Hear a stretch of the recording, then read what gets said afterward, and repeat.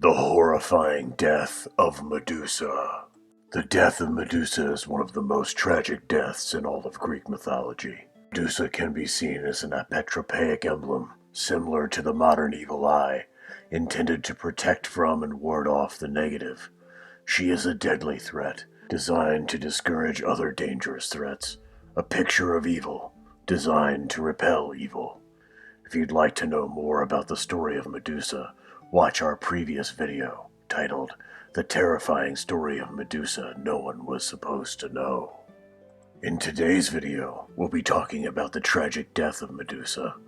With this, we welcome you back to our channel, but before we go on, hit the subscribe button on your screen, and don't forget to turn on post notifications by hitting the tiny bell icon. The death of Medusa. Polydectes dared Perseus to take on a difficult task of killing Medusa and bringing back her head.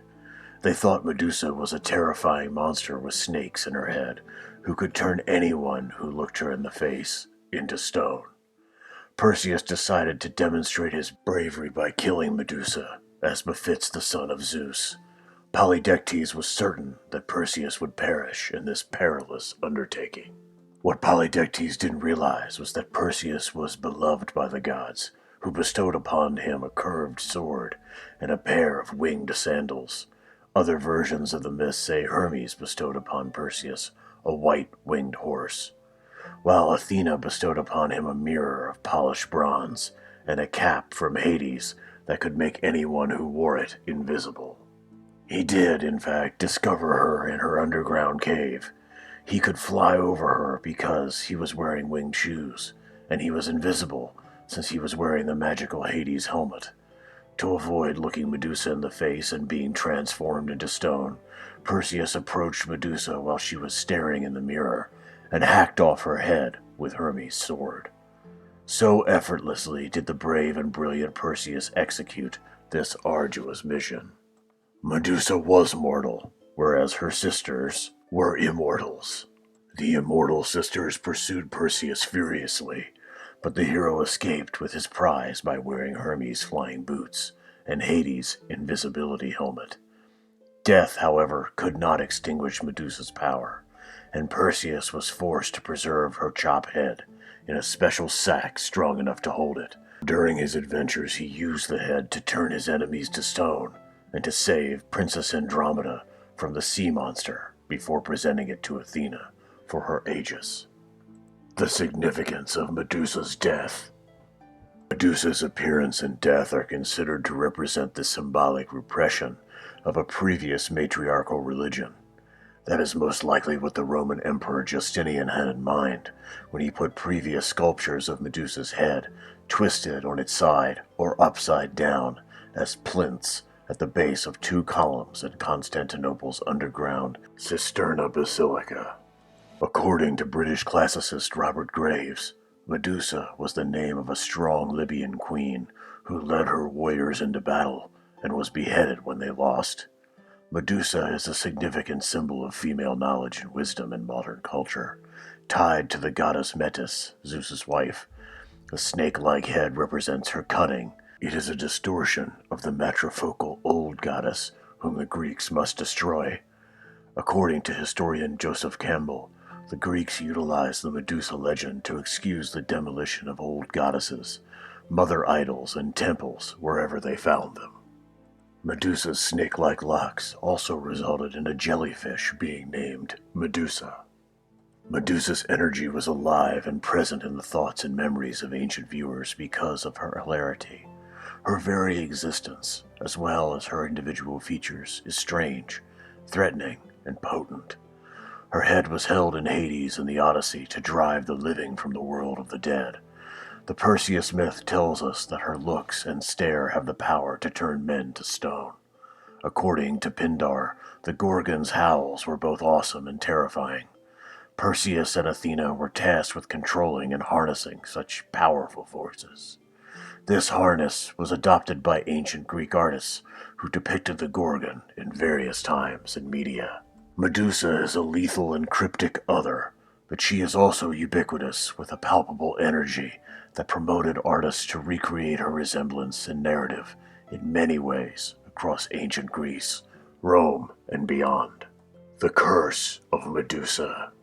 Medusa was cursed as a punishment for disgracing the goddess Athena and her temple. Athena purposefully transformed Medusa into a monster in order to protect her. Medusa's snake hair and her ability to turn any live male into stone to protect herself were the curse. The story of Medusa and Poseidon explains the underlying cause of Medusa's transformation. Poseidon was in love with Medusa and chased her ever since he spotted her beauty. Medusa, on the other hand, was a devout Athena priestess who continued to oppose the sea god. Poseidon and Athena already had a personal animosity, and the fact that Medusa was serving Athena further added to Poseidon's resentment. Poseidon, tired of being rejected, decided to abduct Medusa by force. Medusa raced inside the temple for protection, but Poseidon soon caught up with her, and her most dedicated priestess was raped there, within the sacred spot where Athena was worshipped. Athena was furious, but because Poseidon was a more powerful deity than she blamed Medusa for seducing Poseidon and bringing dishonor to her and her temple. When Athena heard this, she cursed Medusa and transformed her into the Gorgon Medusa we know today, complete with a head full of snakes for hair, a green complexion, and a glance that can turn a man to stone. Just as Medusa was powerless to resist the coercive activities imposed on her, she was also powerless to resist the story's constant metamorphosis, which resulted in the more powerful and popular Medusa myth known today.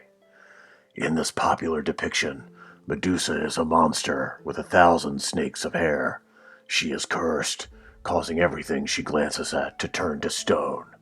She transformed from what she was into a terrible monstrosity after Athena cursed her. Medusa was a very attractive woman before she was cursed. She was one of the temple of Athena's devoted priestesses. She was once thought to be the odd one out in her family because of her appearance and grace. Medusa was the only one of remarkable beauty in a family of sea monsters and nymphs. Medusa was transformed into a hideous beast. Unfortunately, when Athena, the goddess of wisdom, cursed Medusa, she was transformed from being the most beautiful in her family to having the worst appearance and looking hideous, especially when compared with her Gorgon sisters and her previous self. She was no longer beautiful and chaste. Medusa and her sisters resided on an isolated island away from humanity after being cursed, because she was continually pursued by warriors as she became a valued target. Nonetheless, none of the warriors who attempted to kill her were successful. All of them were finally turned to stone. The family history of Medusa and her appearance.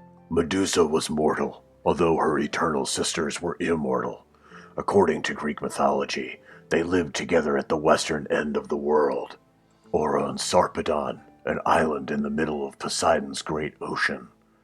The story of Medusa's snake-like locks and her ability to turn men to stone are shared by all.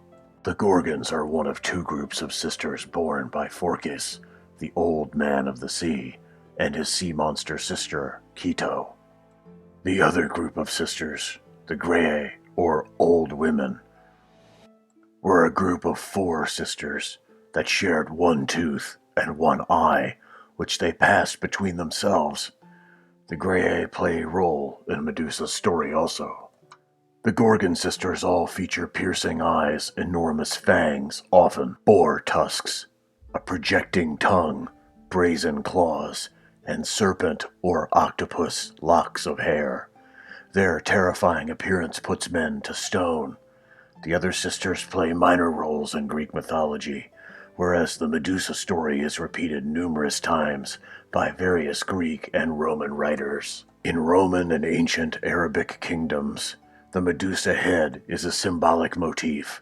It protects the deceased, guards structures or tombs, and wards off evil spirits in various different circumstances. Medusa appears in a variety of mythical myths, and she is also known in a variety of forms in ancient art.